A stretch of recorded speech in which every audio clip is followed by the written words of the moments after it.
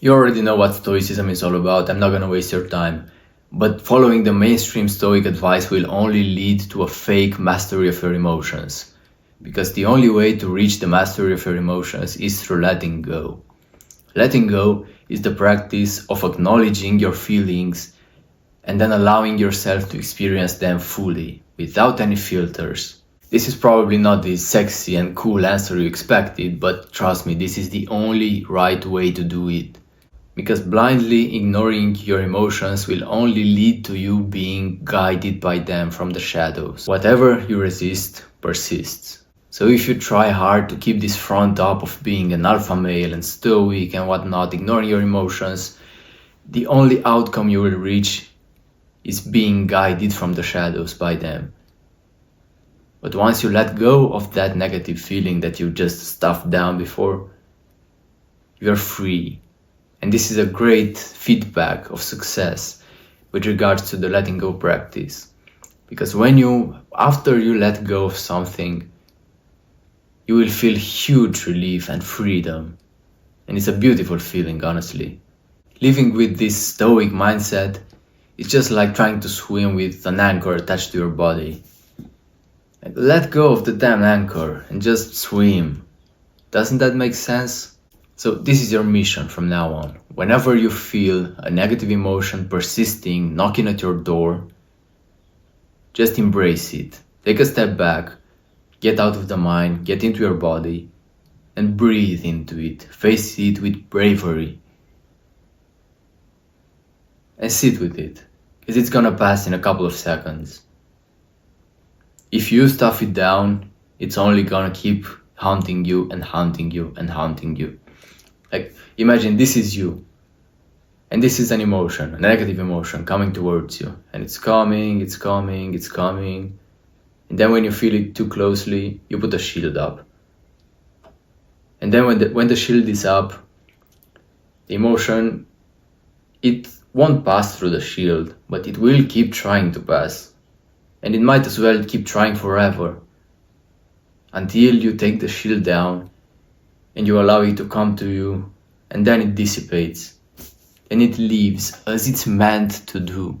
Think of the following example. It's a very popular one, I don't know who invented it, who came up with it first, but essentially think of a deer being chased down by a bear. Like any animal, the deer has three options: fight, flight, or freeze.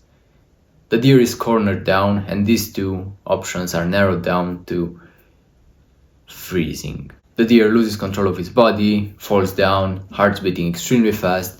It's a very, very traumatic experience. But the bear decides, okay, I'm just gonna sniff you and leave. After the bear leaves, you can see the deer getting up and actually shaking. The deer shakes the trauma off. But we, as humans, we don't do that. Why would we, right? Because what we do instead is we say, okay, I'm fine, it's good. I'm a cool guy anyway, I'm a stoic man. Why should I face the trauma? No, I don't need to face the trauma.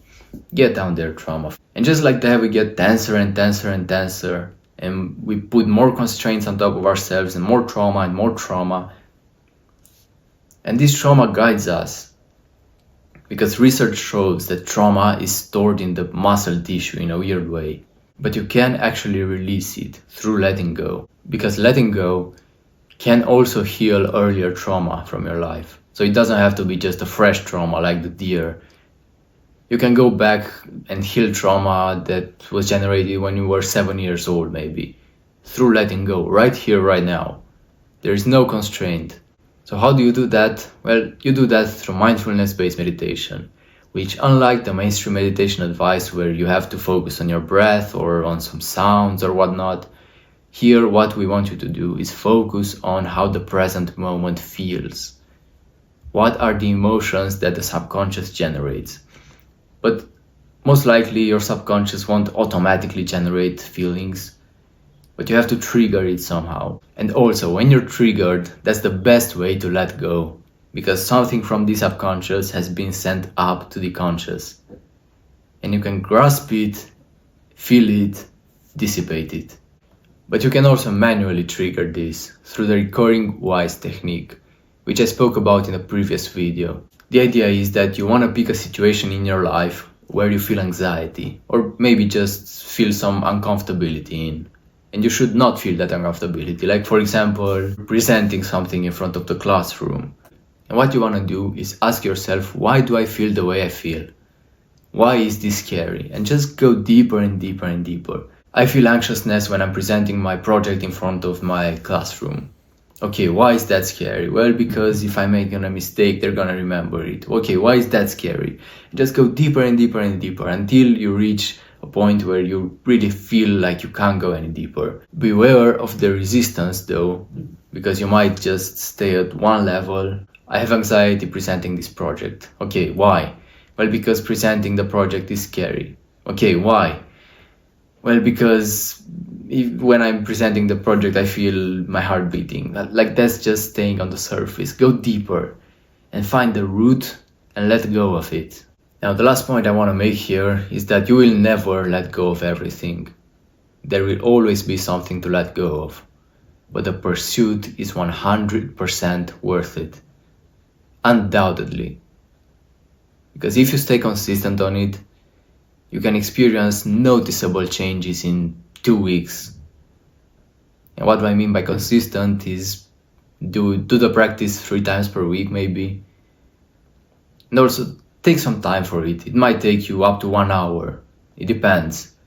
Take some time on it and stay focused during the process. I really hope you will take the advice and implement it and experience the freedom that you are always supposed to feel.